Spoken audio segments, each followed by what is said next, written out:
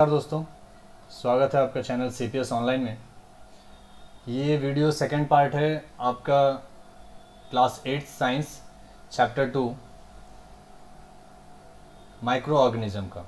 ठीक है, इसका फर्स्ट पार्ट हम ऑलरेडी बना चुके हैं, जिसमें हमने पढ़ा था क्या होते हैं माइक्रो ऑर्गेनिज्म, हम उनको कैसे देख सकते हैं, कितने तरह के माइक्रो ऑर्गेनिज्म होते हैं, उनके टाइप्स पढ़े थे। फिर उनके बारे में डिटेल्स में पढ़ा था कि वो कैसे वर्क करते हैं, कैसे अटैक करते हैं अपने होस्ट बॉडीज़ पे। ठीक है, देन वो कैसे हमारे लिए यूज़फुल है, ये सब चीज़ हमने पढ़ा था। अब हम पढ़ेंगे यूज़फुल के बाद कि वो कैसे हमारे लिए हार्मफुल है। ठीक है, कौन कौन से तरीके से वो हमें हार्म पहुंचा सकते हैं, नुकसान पहुंचा सकते हैं। तो सबसे पहले हम पढ़ेंगे कि disease caused by micro organism in humans, हमारे ह्यूमंस में कैसे ये किसी तरह की बीमारी फैलाते हैं। जैसे कि जो ये सबसे पहले जान लेते हैं कि जो ये माइक्रो ऑर्गेनिज्म होते हैं, ये जो डिजीज़ फैलाते हैं उसको कहते हैं पैथोजेंस। क्या कहते हैं? पैथोजेंस। और ज़रूरी नहीं है कि ये हमारे बॉडी में डायरेक्टली ही आए, डायरेक्टली या इनडायरेक्टली कैसे भी ये हमारे बॉडी में अंदर चला जा सकता है और फिर वो बीमार हमें कर सकता है। डायरेक्टली कैसे हो सकता है? हम कोई गंदा पानी पी लें या कोई गंदा खाना खा लें, या कोई इनडायरेक्टली कैसे, जैसे कोई और बीमार है, राइट, और वो आदमी हमारे सामने आ गया और जैसे उसको खांसी है और बिना हाथ लगाए बिना रुमाल लगाए वो खांस दिया, तो वो बीमारी हमारे में भी फैल सकता है। ठीक है, सारी बीमारियां कम्युनिकेबल डिजीज नहीं होती हैं। मतलब ऐसा नहीं है कि छूने से मात्र आपको सारी बीमारियां होने लगेंगी। सामने को फीवर है तो आपको छुएगा तो फीवर नहीं होगा, ऐसा नहीं होता है। ठीक है, बट ऐसी बीमारियां जो कि किसी भी इन्फेक्टेड पर्सन से जो बीमार हैं किसी हेल्दी पर्सन में चला जा सकता है बाय एयर, वाटर, फूड या फिर फिजिकल कांटेक्ट से। ये 3-4 तरीके से अगर डायरेक्टली चला जाता है उन बीमारियों को कहते हैं कम्युनिकेबल डिजीज। और ये एक पूरा लिस्ट बनाया गया है कि ये बीमारी कम्युनिकेबल है और ये नॉन कम्युनिकेबल है। सभी बीमारियां छूने मात्र से या ऐसे टच करने से नहीं फैलती हैं। ठीक है, तो वो सब आपको जानने चाहिए। जैसे कि सबसे पहले ट्यूबरकुलोसिस है, ये फैलता है। अगर किसी को टीबी की बीमारी है, अगर वो खांसता है बिना रुमाल के या ओपनली कहीं थूकता है, तो उन सबसे बीमारी फैल सकता है। दूसरा HIV एंड एड्स वगैरह हो गया, ये फिजिकल कांटेक्ट में आने से फैलता है। दूसरा फ्लू हो गया, फ्लू क्या होता है? ऐसे सर्दी जुकाम, ये सब, तो ये सब आपके कांटेक्ट में आने से एयर के थ्रू या वाटर के थ्रू या टच से फैल जाता है।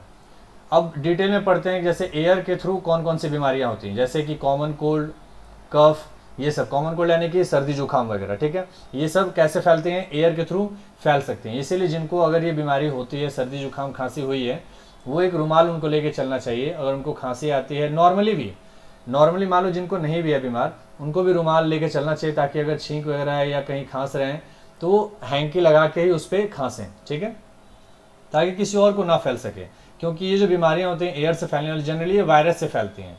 ठीक है, वायरस बहुत छोटे होते हैं, उनको थोड़ा भी जगह मिलेगा बाहर तो वो चले जा सकते हैं। और दूसरा आदमी मान लीजिए सांस ले रहा है तो वो उनके अंदर चला जाता है और उनको बीमार कर देता है। दूसरा क्या है? पानी और खाने से कैसे फैलता है, कौन कौन सी बीमारियां फैलती हैं? कॉलेरा हो गया, टाइफॉइड हो गया, ये सब, दस्त हो गया वगैरह। ठीक है, टाइफॉइड हो गया जो सॉरी, जो जिसमें बीमारी लगभग 21 दिन तक होता है। फीवर वगैरह बहुत हैवी होता है, कमज़ोर रहता है बॉडी, और लिक्विड बहुत ज़्यादा कम हो जाता है हमारी बॉडी में। ठीक है, पेट खराब हो जाना, हेपेटाइटिस, कॉलेरा, ये सभी बीमारियां कैसी होती हैं? वाटर या फूड से ही फैलती हैं। ठीक है, और ये जनरली कैसे फैलती हैं? कच्चा फल खा लिए या कच्चा वेजिटेबल खा लिए, ये सब खाने से फैल जाती हैं। ठीक है, तीसरा कैसे फैलते हैं? Through insects and animals. कैसे? इंसेक्ट्स या एनिमल्स के थ्रू फैलते हैं। जैसे मान लीजिए कॉकरोच हो गया, या ये मक्खी हो गए, या मॉस्किटो हो गया, ये सब क्या है? ये हो सकता है बहुत सारा कूड़ा कचरा कहीं हो, गंदगी हो, वहाँ पे बैठ के आएँ और आपके खाने में या थाली कहीं रखा हुआ है उस पर जाके बैठ जाएं। जैसे कॉकरोच है, हमेशा नाली में रहते हैं नीचे, तो वो वापस आते हैं और थाली में अगर आपके बर्तन में चलने लगते हैं, जैसे आपको टीवी में ऐड उड दिखाता है, तो वो बीमार, आप उसमें वो जो वायरस है उनके पैर में लगा हुआ है वो उसमें चला जाएगा। ठीक है, जो भी बैक्टीरियाज वगैरह है वो आपके खाने थाली में चिपक जाएगा, और जब आप खाना खाएंगे तो वो बैक्टीरिया खाने से आपके अंदर चला जाएगा। हालांकि जनरली हर वक्त आप बीमार नहीं होते हैं, क्योंकि मक्खी वगैरह ये सब, ये जो मच्छर होते हैं बैठते रहते हैं, क्योंकि हमारे बॉडी में HCl एसिड भी निकलता है हमारे स्टमक में, जो कि खाने में जो बैक्टीरिया होता है उनको मार देता है। बट अगर मान लीजिए वो बैक्टीरिया बहुत ही ज़्यादा मात्रा में आप कंज्यूम कर लेंगे, बहुत ज़्यादा अंदर ले लेंगे खराब खाना, तो आपको बीमार करने के लिए काफ़ी है, ठीक है। और जो इंसेक्ट या एनिमल्स के थ्रू फैलता है वो कौन कौन सी बीमारियां होती हैं, कॉलरा हो गया, डिसेंट्री हो गया, टाइफॉइड हो गया, मच्छर के काटने से मलेरिया, ठीक है, आप जानते हैं ना मलेरिया, इसमें स्पेशल टाइप का मच्छर होता है, सभी मच्छर के काटने से मलेरिया नहीं फैलता है, स्पेशल टाइप के फीमेल एनोफिलिस, ये मच्छर का नाम है, फीमेल कैटेगरी की होती है, मादा होती है, और यही जब मच्छर काटता है तो फिर मलेरिया होने के मतलब चांसेस बढ़ जाते हैं, ठीक है। प्लाज्मोडियम के थ्रू ये हमारे ब्लड में मिल जाता है, जब ये इंजेक्ट करते हैं, जैसे काटते हैं जब, तो ये प्लाज्मोडियम, प्रोटोजोआ होता है एक प्लाज्मोडियम, ये हमारे ब्लड में मिल जाता है, और ये प्लाज्मोडियम ब्लड में जब फैल जाता है तो वो मलेरिया का रूप ले लेता है, ठीक है। इसके अलावा एक आपके बुक में चार्ट दिया हुआ है कि किसके किसके थ्रू बीमारी फैल सकती है और कौन कौन सी बीमारियां फैलती हैं। जैसे एयर के थ्रू, ये रहा, ये सारे के सारे एयर के थ्रू फैलते हैं। वाटर और फूड के थ्रू, ये रहा, कॉलरा, डिसेंट्री, हेपेटाइटिस। डायरेक्ट किसी कांटेक्ट में कोई बीमार पर्सन के कांटेक्ट में आ जाएंगे तो ये रहा, ठीक है। अभी आपके कोरोना वायरस चल रहा है तो ये भी आपके डायरेक्ट कांटेक्ट में आने से कोई बीमार आदमी है उसके डायरेक्ट कांटेक्ट में आने से ये फैल सकता है, आपको भी हो सकता है, ठीक है। इसीलिए गवर्नमेंट आपको मतलब थोड़ा दूरी बना के रहने के लिए सिखा रही है। चौथा क्या है, इंसेक्ट के थ्रू। इंसेक्ट के थ्रू क्या क्या हो सकता है, डेंगू, टाइफॉइड, मलेरिया, डिसेंट्री, ये सारे चार्ट है, आपको याद होना चाहिए कि किसके थ्रू, मोड ऑफ ट्रांसमिशन क्या है, किसके थ्रू फैलता है और कौन कौन सी बीमारियां हैं, नेम ऑफ द डिजीज, ठीक है। अब हम कैसे इन बीमारियों से बचाव कर सकते हैं, उसके भी कुछ उपाय हैं। क्या क्या उपाय हैं, जैसे हमको हाइजीनिक कंडीशन बना के रखना चाहिए अपने घर में भी और घर के बाहर भी, स्वच्छ और साफ सुथरा माहौल रखना चाहिए। जो हमारा खाना है, बना हुआ खाना, उसको कभी भी ऐसे खुले में नहीं छोड़ देना चाहिए, उसको ढक के रखना चाहिए। हमको रोड साइड जो फूड होते हैं, जैसे ठेले वाले जो ठेले पे जो बेचते हैं या ओपनली बेचते हैं, बंद करके नहीं बेचते हैं, वो नहीं खाना चाहिए। अगर खा भी रहे हैं तो ऐसा नहीं खाना चाहिए कि बहुत ज़्यादा वो डर्ट वगैरह हो, धूल वगैरह हो, ऐसा हो और आप देखने के बावजूद आप उसे खा रहे हैं, ठीक है, तो आप बीमार पड़ेंगे ही पड़ेंगे। इसके अलावा साफ़ पानी पीना चाहिए, ठीक है, और हो सके तो बॉयल कर लेना चाहिए पानी को पहले, फिर उसके बाद उसको थोड़ी देर ठंडा करने के लिए छोड़ देना चाहिए, फिर पीना चाहिए। जो भी फ्रूट्स एंड वेजिटेबल्स हैं वो फ्रेश होने चाहिए, वो खाने चाहिए, और कच्चा नहीं खाना चाहिए, वो नुकसान करते हैं, ठीक है। फ्रेश फूड खाना चाहिए। इसके अलावा जो भी हम माफ़ करिएगा, इसके अलावा जो भी हम मतलब चिल्ड्रंस को, बच्चों को टीकाकरण कराते हैं बचपन में, वो कराना चाहिए प्रॉपर एज में। ये नहीं कि बहुत ज़्यादा टाइम हो जाए, गैप नहीं होना चाहिए, जिस समय वो टीकाकरण होता है उस उम्र में उनका करा देना चाहिए। हमेशा अपने साथ हैंकरचिप लेके चलना चाहिए, ताकि खांसी या जुकाम हुआ है तो हम अपने मुंह पे हैंकरचिप लगा के ही खांसें, ठीक है, या छींकें। हीट या ओडोमॉस जैसे मटेरियल्स, लिक्विड मटेरियल्स का आप यूज़ कर सकते हैं, ताकि कीड़े मकोड़े आपके घर में ना आए। कीड़े मकोड़े मतलब कौन से, मॉस्किटो हो गए, फ्लाइज हो गया, ठीक है, मक्खी हो गया, ये सब आपके ना आए। इसके अलावा गंदगी नहीं होनी चाहिए आसपास, पानी इकट्ठा नहीं होना चाहिए घर के आसपास, नहीं तो वहाँ पे क्या होता है, मॉस्किटो वगैरह और जो और भी कीड़े होते हैं वहाँ पे इकट्ठा होते हैं, जिससे बीमारियाँ आपके घर में आने के चांसेस होते हैं। तो ये सब कुछ तरीके हैं जिससे आप अपना बचाव कर सकते हैं इन सब छोटे छोटे माइक्रो ऑर्गेनिज्म से जो होते हैं। दूसरा हम पढ़ेंगे डिजीज माइक्रो ऑर्गेनिज्म। हमारे ह्यूमंस में तो हमने पढ़ लिया, अब एनिमल्स में भी ये बीमारी फैलाते हैं। एनिमल्स में जो बीमारी फैलाते हैं उसको कहते हैं एंथ्रैक्स। जनरली जो कैटल्स में, कैटल्स यानी कि गाय, भैंस, बकरी, भेड़, इन सब में जो बीमारी फैलती है जनरली एक एंथ्रैक्स करके बीमारी होती है, जो कि एंथ्रेसिस करके एक बैसिलस बैक्टीरिया होता है, उसके थ्रू फैलता है। इसके अलावा उनके जो भी जानवर होते हैं उनके फूट और माउथ से भी जनरली जो होते हैं वो अपने पैर और मुंह इसे खाते हैं, पैरों से चलते हैं, और हो सकता है अपने मुंह में अपने लगा दिए जानवर सब, ठीक है। तो जिसकी वजह से वो डायरेक्टली उनके माउथ के थ्रू वो वायरस या जो भी बैक्टीरिया है वो अंदर जा सकता है और इन्फेक्ट कर सकता है।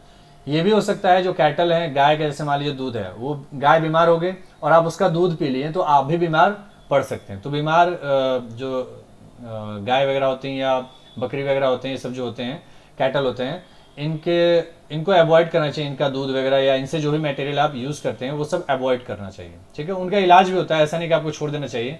इनके डॉक्टर होते हैं, आप उन डॉक्टर्स को बुला के इनको दिखा सकते हैं और वो सही हो जाते हैं, ठीक है। तो ये थे कुछ माइक्रो ऑर्गेनिज्म के डिजीज जो कि एनिमल्स में फैलते हैं, बर्ड्स वगैरह में भी फैल जाता है, ठीक है। देन आता है disease cause by micro organism in plants. पौधों में कैसे बीमारियां फैलाते हैं ये माइक्रो ऑर्गेनिज्म। तो पौधों में जैसे कि rust of wheat which effects the wheat plant. जो गेहूं होता है उसमें क्या होता है, वो गेहूं खराब होता है, देखते हैं ना, सड़ जाता है अंदर से, एकदम खोखला हो जाता है या खराब हो जाता है। तो वो भी किसकी वजह से होता है, माइक्रो ऑर्गेनिज्म। जैसे कि एयर के थ्रू हो सकता है वो वायरस या बैक्टीरिया आप में उस खाने में चला जाए, या किसी कीड़े मकोड़े के थ्रू चला जाए उसमें, ठीक है। तो ये सब सोर्सेस हैं, कैसे भी उसमें चला जा सकता है। तो उनको बचाने के लिए क्या किया जाता है, बड़े बड़े कंटेनर्स बनाए जाते हैं जिसमें या बोरा तो उतना सेफ हम नहीं कहेंगे, बट कंटेनर्स का हम कह सकते हैं कि जो पैक्ड होते हैं, जिनको लॉक कर सकते हैं आप, उसमें रख रखाव उनका कर सकते हैं, काफ़ी समय तक उसमें बचा रहता है। सिट्रस प्लांट में सिट्रस क्रैंकर होता है बीमारी का नाम। फिर उसके बाद भिंडी प्लांट में होता है मोजैक, ठीक है। डिजीज का नाम होता है विच येलो वेन मोजैक, जो कि भिंडी वगैरह के प्लांट्स में पाया जाता है। तो कुल मिला के मतलब आपको ये समझ में आना चाहिए, जो माइक्रो ऑर्गेनिज्म है सब पे अफेक्ट करते हैं। जितना इनका फायदा है उतना ही इनका नुकसान भी है। कैसे कितने फायदे होते हैं, कहाँ कहाँ फायदा होता है वो भी आपने पढ़ लिया, और किनको ये किस तरीके से नुकसान पहुंचाते हैं वो भी आपने पढ़ लिया। इसके अलावा आता है हम खाने को कैसे अपना प्रिजर्व कर सकते हैं, फूड प्रिजर्वेशन, खाने का रख रखाव, उनका बचाव कैसे करते हैं। अगर खाने को हम उसके फेवरेबल कंडीशन में, जो कंडीशन इन्वायरमेंट जो चाहिए, अगर उसमें नहीं रखेंगे तो वो खाना हमारा क्या होता है, खराब हो जाता है। जैसे दूध को अगर आप बहुत गर्मी है और बाहर रख देंगे तो वो खराब हो जाता है, ठीक है। तो दूध को क्या किया जाता है, गर्म किया जाता है, काफ़ी बॉयल किया जाता है, बॉयल करने के बाद उसको फ्रिज में रखा जाता है। ठंडा होने के बाद जब वो थोड़ा ठंडा हो जाए तो उसके बाद उसको फ्रिज में रख दिया जाता है ताकि वो खराब ना हो।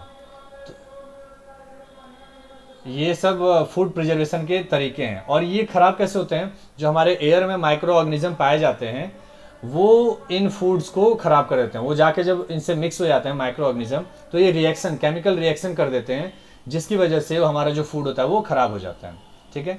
अब बचाने के कुछ जो जनरल तरीके हैं वो क्या है, by heating, by cooling, by drying, by use of chemicals. By heating मैंने आपको मिल्क का एग्जांपल दिया सबसे पहले, और ये जो हीटिंग वाला कॉन्सेप्ट है ये लुइस पॉस्चर नाम के एक साइंटिस्ट थे, जो कि पॉस्चराइजेशन मेथड निकाला था इन्होंने।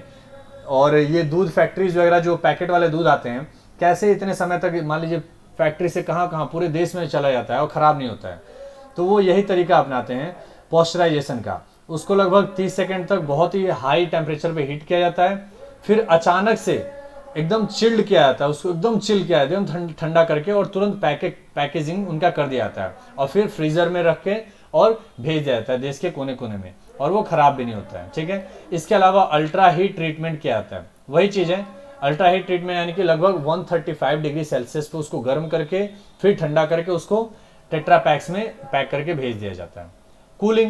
कूलिंग में जैसे कि आपका एग्जाम्पल क्या आ जाएगा, अगर वेजिटेबल्स हो गया, फल हो गए, अगर बहुत देर तक आप बाहर रखेंगे, 1-2 दिन तक मान लीजिए अगर यूज़ नहीं है उसका, बाहर रख देंगे तो वो क्या हो जाएगा, ख़राब होने लगता है, ठीक है। तो उनको फ्रिज में रख दिया, रेफ्रिजरेटर में रख दिया जाता है ताकि वो सेफ रहें, ख़राब ना हो। बाय ड्राइंग, जैसे कि अगर गेहूं आप यूज़ कर रहे हैं, तो गेहूं को अगर आप धोते हैं उसके बाद उसको पीसने के लिए भेजते हैं, तब जाके फिर वो यूज़फुल होता है। बट धोने के बाद उसको सुखाया जाता है, डायरेक्टली अगर उसको आप पीसने के लिए भेज देंगे तो वो ख़राब हो जाएगा। तो पहले उसको सूखने के लिए छोड़ा जाता है, तब जाके वो गेहूं फिर सूख जाता है, उसके बाद उसको भेजा जाता है पीसने के लिए, ठीक है। तो बाय ड्राइंग, सुखाने से भी हम अपने खाने को बचा सकते हैं। बाय यूज़ ऑफ केमिकल्स, जैसे कि सोडियम बेंजोएट का यूज़ करके हम केमिकल्स का यूज़ करके हम अपने फूड को भी प्रिवेंट कर सकते हैं। बाय एडिंग शुगर का ऐड करके, जैसे कुछ जैम हो गया, जेली हो गया, स्क्वासेस हो गया, इन सब में शुगर का यूज़ करके इसमें जो मॉइस्चर होता है उसको हम लोग कम कर देते हैं, ठीक है, क्योंकि गीला ना हो, ज़्यादा मॉइस्चर कंटेंट ना आए, क्योंकि ज़्यादा मॉइस्चर आएगा तो ये टेस्ट में ख़राब हो जाते हैं, ठीक है। बाय एडिंग सॉल्ट, जैसे मीट हो गया, फिश हो गया, चिप्स हो गए, ठीक है, इसमें सॉल्ट मिलाया जाता है ताकि हमारा फूड ज़्यादा समय तक ताज़ा रह सके। By use of oil and vinegar, by canning यानी कि कंटेनर्स में पैक होता है, जैसे कि कोल्ड ड्रिंक्स वगैरह हो गए, देखते हैं, उनको पैक करके आपको भेजा जाता है और फ्रिज में रखा रहेगा जब तक आप उसको ढक्कन को ओपन करके यूज़ नहीं करेंगे, तो वो ख़राब नहीं होता तब तक। तो कैनिंग मतलब कैन वगैरह जो होता है ना, कैन में पैक करके, बड़े बड़े ड्रम्स में भी कई सारे फूड मटेरियल पैक होते हैं और उनको भेजा जाता है ताकि वो लंबे समय तक अच्छे रहें, ख़राब ना हो, ठीक है। देन आपका लास्ट टॉपिक आता है नाइट्रोजन साइकिल। बहुत ही इंपॉर्टेंट है नाइट्रोजन साइकिल। हमारे एटमॉस्फेयर में लगभग 78% नाइट्रोजन है, बट ये जो नाइट्रोजन अवेलेबल है ये डायरेक्टली हम इसको कंज्यूम नहीं कर सकते हैं। इसको पहले प्लांट्स क्या करते हैं, कई सारे स्पेशल टाइप्स के प्लांट्स होते हैं जैसे जिनको कहते हैं लेग्यूमिनस प्लांट, आपने पहले ही पढ़ा होगा। इन लेग्यूमिनस प्लांट के रूट में बैक्टीरियाज पाए जाते हैं, कुछ स्पेशल बैक्टीरिया पाए जाते हैं जो कि एटमॉस्फेयर के जो नाइट्रोजन होता है उसको various form of nitrate compound में उसको कन्वर्ट कर देते हैं। ठीक है, जैसे यहाँ पर ये जो रूट्स है ना, यहाँ पर ऐसे मतलब ये सरफेस के थ्रू जो नाइट्रोजन आता है इससे नाइट्रोजन लेते हैं और नाइट्रेट्स में कन्वर्ट कर देते हैं। अब ये फूड में आ जाता है, पौधों में आ जाता है और प्लांट्स में आ जाता है। ठीक है, तो वेजिटेबल्स में वगैरह में आ जाता है। अब ये वेजिटेबल्स हम लोग ह्यूमंस या फिर जो एनिमल्स हैं ये कंज्यूम करते हैं, खाते हैं, तो ये नाइट्रेट्स हमारे लिए यूजफुल हैं। ठीक है, अब जब ये हम खाते हैं फिर हमारे बॉडी में जितना एब्जॉर्प्शन के लिए होता है वो एब्जॉर्ब हो जाता है, और जो वेस्ट मटेरियल होता है वो हमारे एक्सक्रेटरी मटेरियल जो हम मतलब फीसिस के थ्रू, एनस के थ्रू, एक्सक्रेशन के थ्रू बाहर निकाल देते हैं और वापस ये हमारे इन्वायरमेंट में मिक्स हो जाता है और डायरेक्टली यूज करने लायक हो जाता है। किसके? पौधों के और जमीन के, दोनों के काम आ जाता है। तो और फिर वापस से ये उसको नाइट्रोजन को क्या करते हैं, कन्वर्ट करते हैं नाइट्रेट्स में। तो ये साइकिल चलता रहता है। ठीक है, पहले प्लांट्स इसको कन्वर्ट करेंगे नाइट्रेट्स में, फिर उसको कंज्यूम करता है एनिमल्स या ह्यूमन, फिर वापस से एक्सक्रीट जब हम लोग करते हैं फिर वापस से जाके धरती में या सॉइल में मिक्स हो जाता है, फिर वापस से ट्रीज या प्लांट्स इसको कन्वर्ट करते हैं और वापस से हम इसको कंज्यूम करते हैं। तो ये साइकिल चलता रहता है नाइट्रोजन का, इसी को कहते हैं नाइट्रोजन साइकिल। तो ये आपका टोटल था नाइट्रोजन साइकिल के बारे में और ये चैप्टर माइक्रो ऑर्गेनिज्म के बारे में। होप कि आपको ये पूरा समझ में आया होगा। फिर भी अगर नहीं समझ में आया है तो आप कमेंट करिए, आगे नीचे सारे क्वेश्चंस आप कोशिश करिए, सभी क्वेश्चंस आपसे सॉल्व हो जाएंगे। बहुत ही आसान है। ठीक है, डायरेक्टली है। और फिर भी अगर कोई क्वेश्चन में डाउट आता है तो आप यूट्यूब में कमेंट करके बताइए, आपका आंसर वहीं पे बता दीजिएगा। तो फिर मिलते हैं अगले वीडियो में अगले चैप्टर के साथ। Thank you.